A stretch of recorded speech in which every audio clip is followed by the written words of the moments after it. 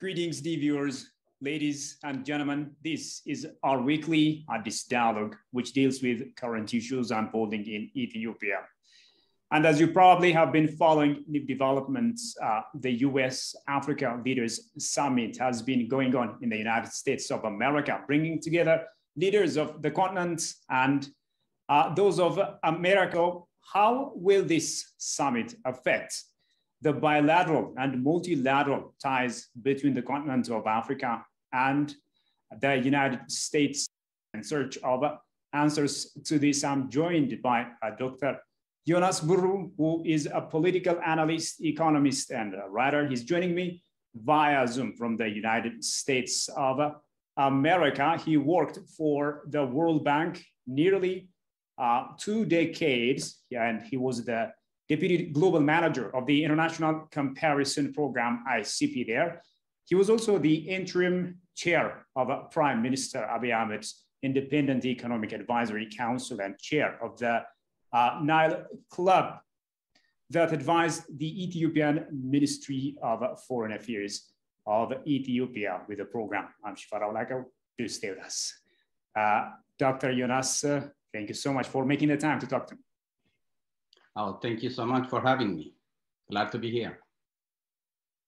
Yeah, so the first question would naturally go like this. As you know, the US President Joe Biden has invited leaders of African countries to a 3-day US-Africa summit spanning December 13 to 15, 2022 in Washington, D.C. The president has also stressed the need for balanced partnerships with African nations to build stronger relations and increase trade with the countries across the continent of Africa.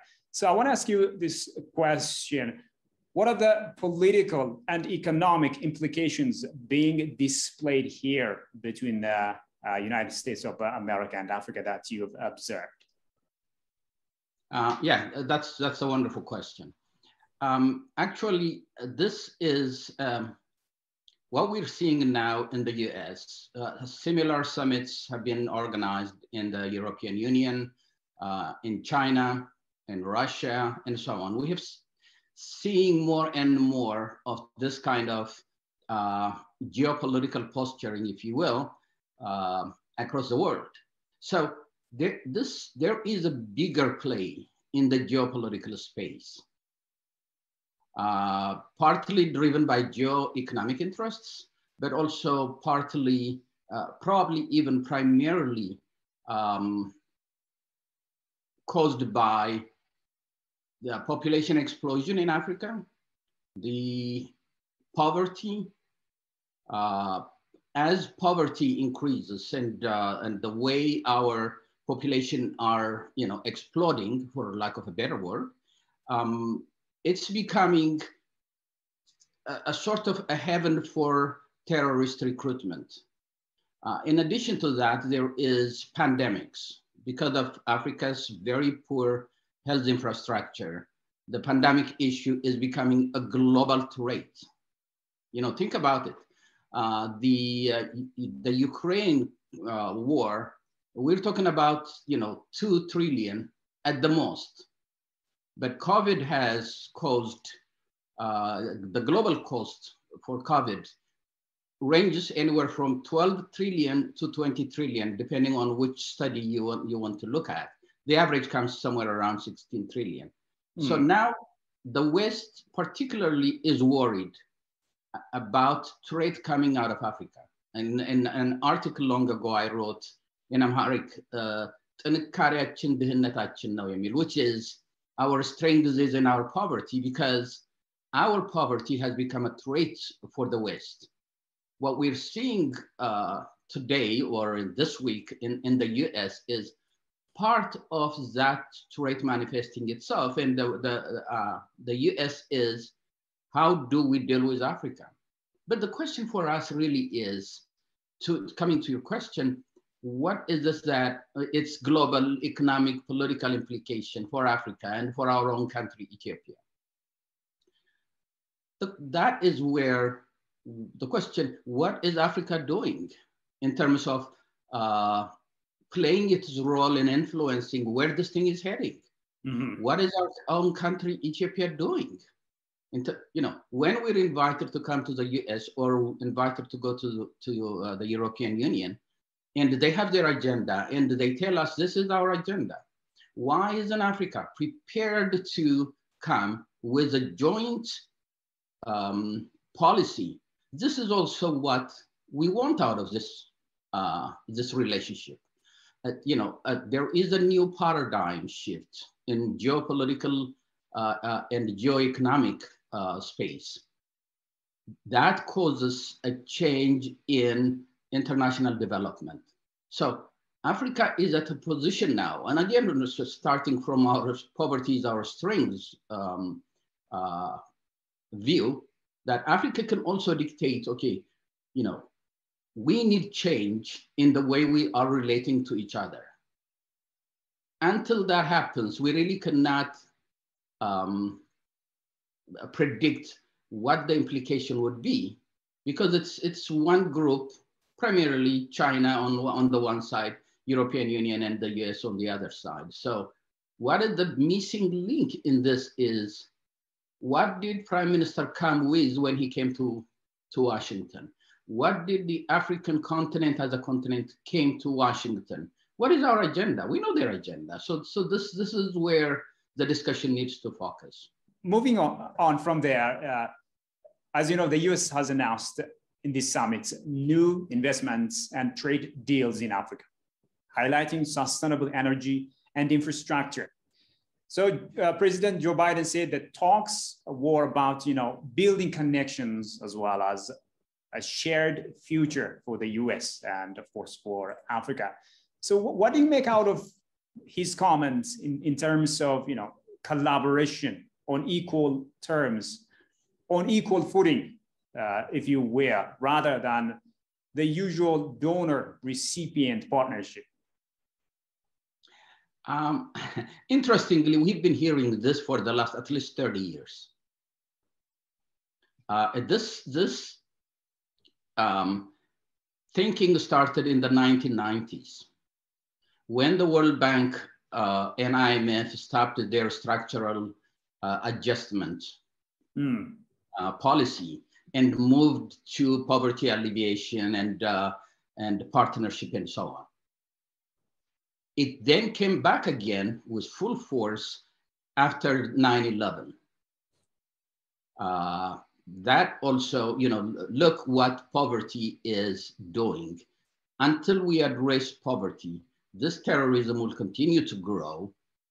And therefore, for this, the starting point should be this partnership paradigm needs to change from donor recipient to a mutually respectful, mutually trustful relationship. These are all buzzwords that the international community has been playing, that the US and European community, the US as a country and the European community as a community has been saying.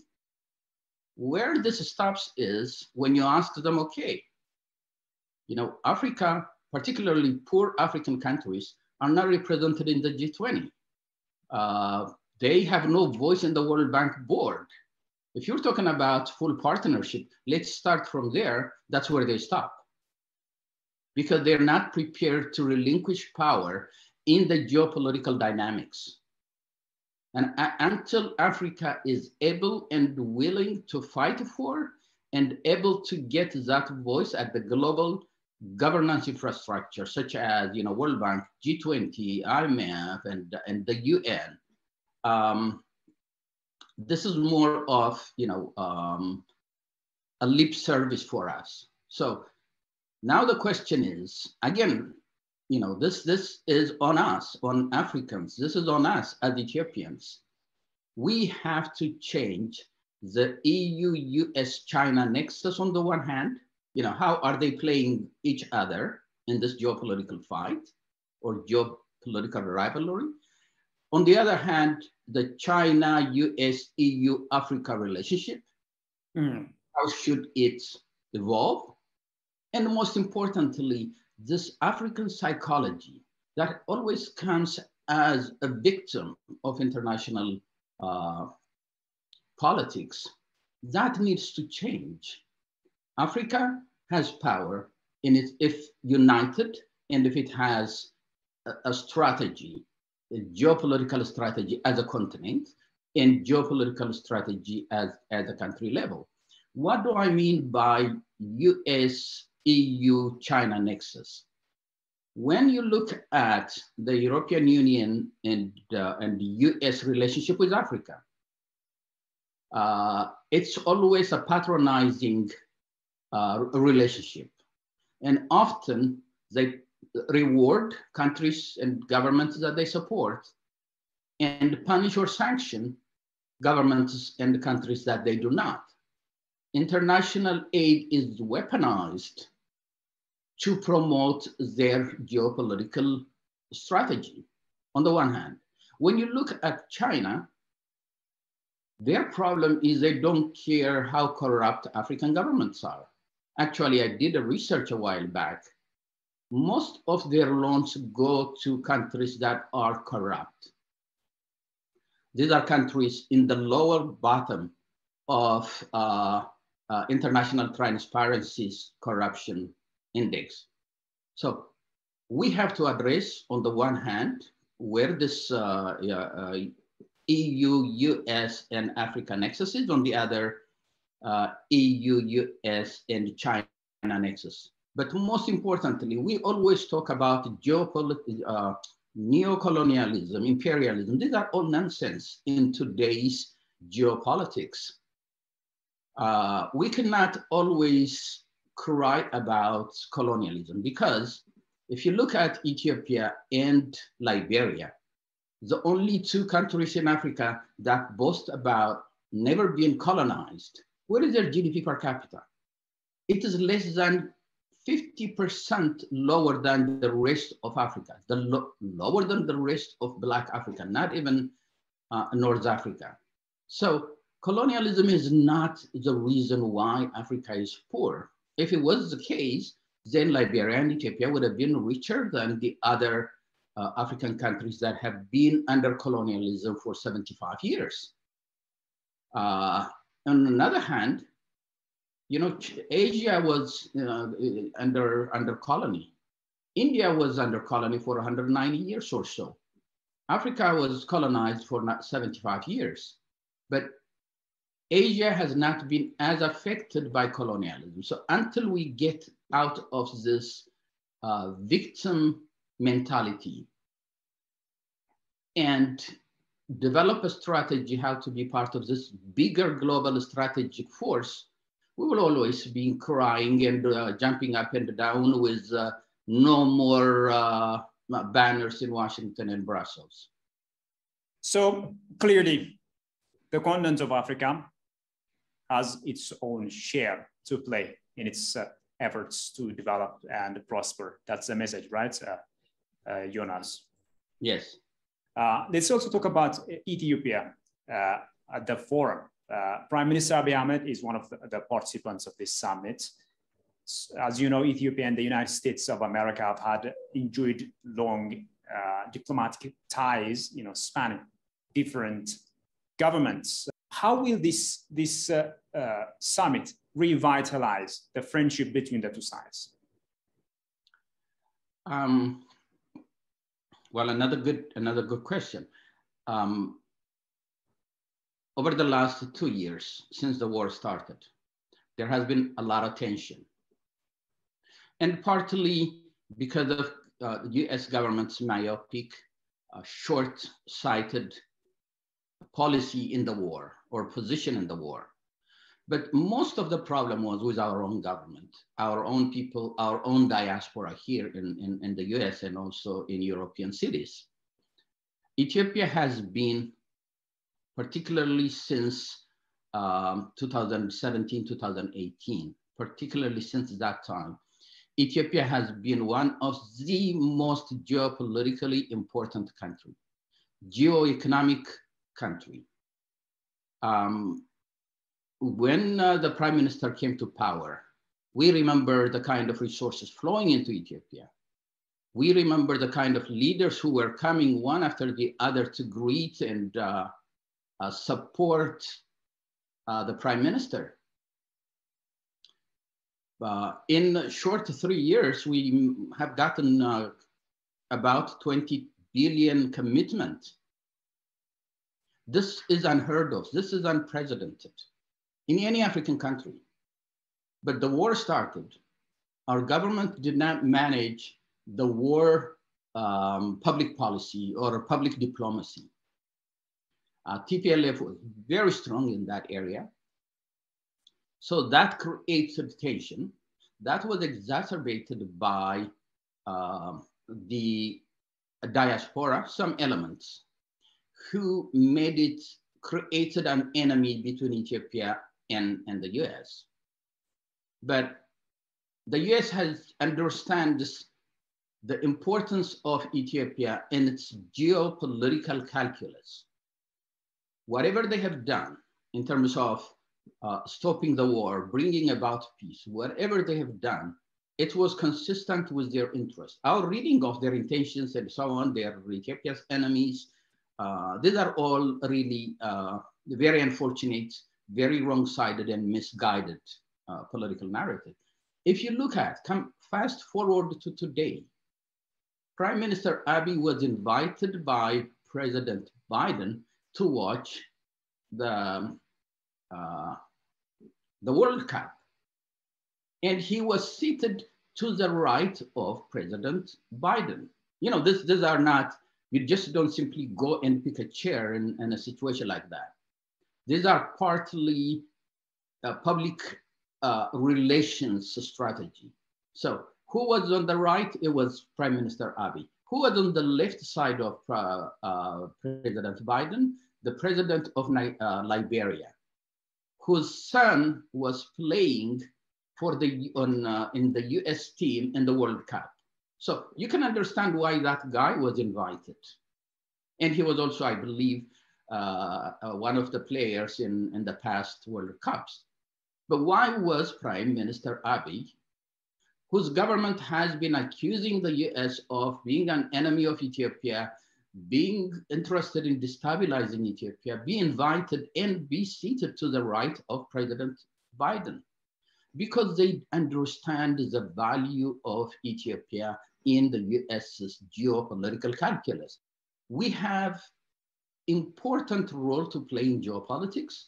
If we play our hands right, we can be one of the most beneficiaries of the current development where Europe, America, and others are trying to invest in Ethiopia. So moving on from there, on the sidelines of the US-Africa Leaders Summit, as you have been following, Prime Minister Abiy Ahmed has had various discussions with high-ranking officials, including President Joe Biden. So I want to ask you this question as well. How will this also accelerate the economic transformation that Ethiopia has embarked upon?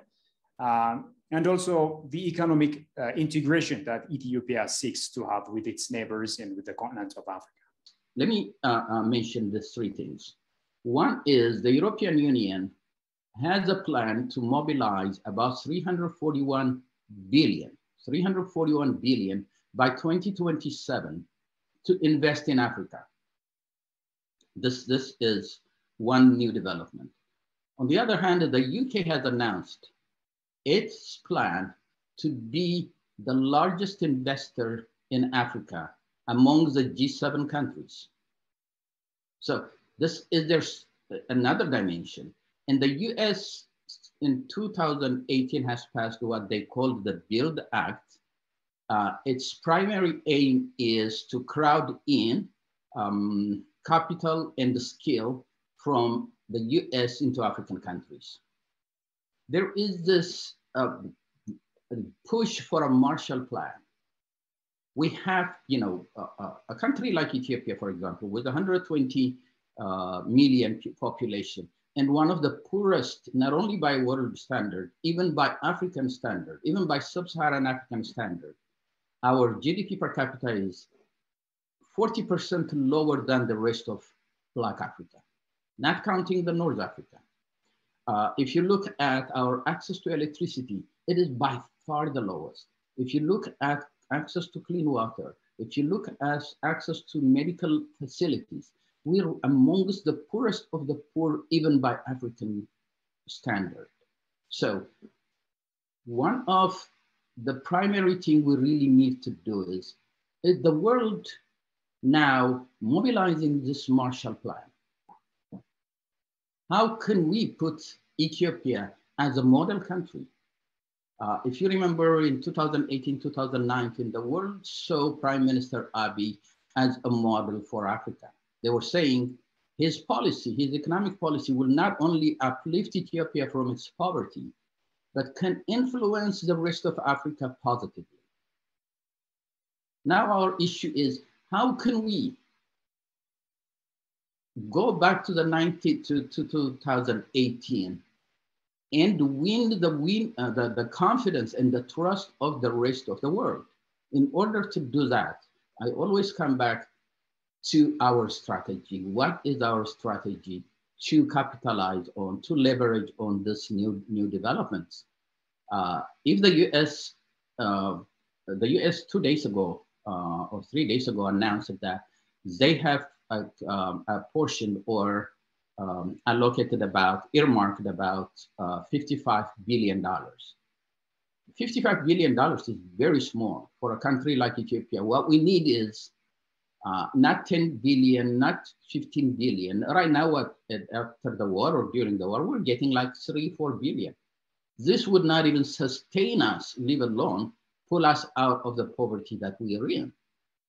The issue is, how can Ethiopia leverage, how can Ethiopia attract $40-50 billion per year is where the question is. And we have that opportunity to do so, especially now the world is mobilizing this kind of enormous resources. And Ethiopia is one of the most geostrategic land. This is our diamond. You know, we don't have diamond with natural resources, this precious natural resources. Today, our precious natural resource is our geopolitical strategy. How do we use that to get more funding, more development assistance, and more investment to pour into Africa, into Ethiopia? So to do that, the first thing that we need to do is to stop this normal nonsense, to stop this attacking the West for nothing. One of the questions that Africa is vocal about is the seat, the permanent seat at the UN Security Council, and also it wants to be part of the G20. Many people and scholars raise that there must be G21. It must be G21 rather than G20 with Africa included. So do you personally expect that this summit can answer these two questions? What are some of your thoughts about that?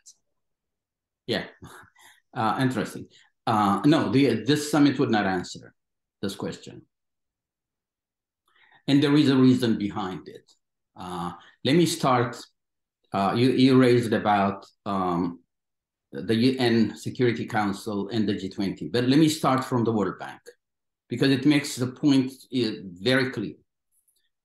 In the World Bank, there are, Africa accounts for about 25% of member countries, okay? 25% of the member countries. The World Bank's primary objective is, they say, our dream is to see the world free of poverty. So poverty alleviation is their primary agenda. And Africa accounts for 40% of the world's poor, extreme poor. So a continent that accounts for 25% of the World Bank's member countries and accounts for 40% of the world's poor today. And according to the World Bank, by 2030, Africa will account for 60% of the world's poor. But in the World Bank board, we're given only 5.4% voting right. And why is that? You know, when the World Bank was established, Ethiopia, for example, was one of the 23 or 24 founding members. Ethiopia today has 0.08 voting right, which is about the same as Fiji Island. That has a fraction and a fraction and a fraction of Ethiopia's population, and a fraction and a fraction of Ethiopia's GDP. On top of that, the World Bank has tons of projects in Ethiopia, but none in Fiji. Ethiopia and Fiji have the same voting rights in the World Bank. There has been a lot of campaign to change this, primarily because of the emerging countries such as Brazil, China, South Africa, and so on, Russia. There is a problem, and that problem is the US is the only country in the World Bank with a veto power on its governance. The US is the only power because the US is the one that started the World Bank to help the Marshall Plan for Europe.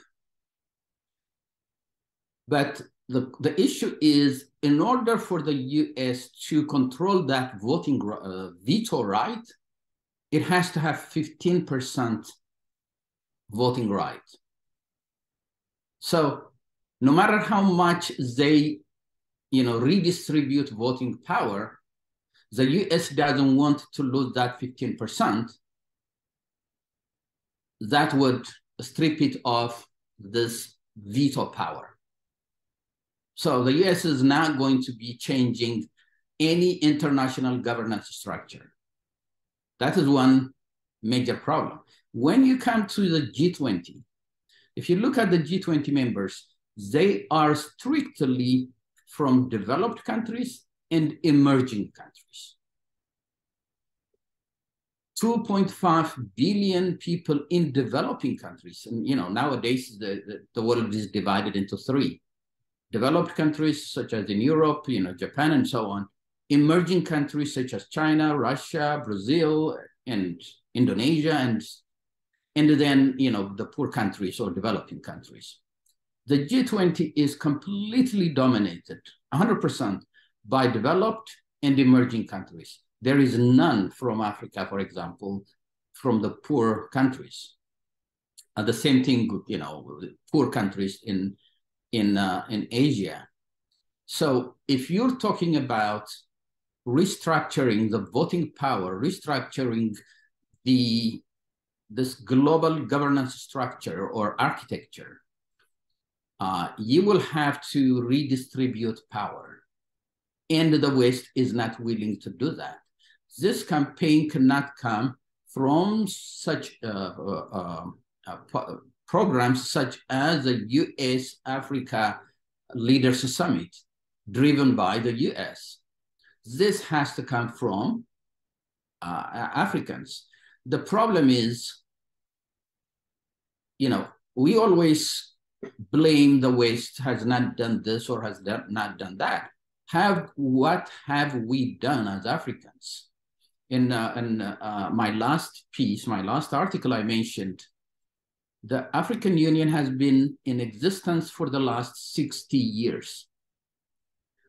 Under normal circumstances, you would assume, or you would hope rather, that the African Union would be a voice for Africa. It would fight for African rights at the global level, because this is one organization that we have as Africans. But after 60 years of existence, its budget is dominantly, primarily funded by the West. How in the world can you oppose the West if your budget comes from them? And unfortunate as it is, if you go to the African Union website, it says 40% of our member countries, Africans, do not even pay their annual share to support this program. And they turn around and they say, African problem, African solution for African problem. There cannot be an African solution until you are able to pay for the solutions.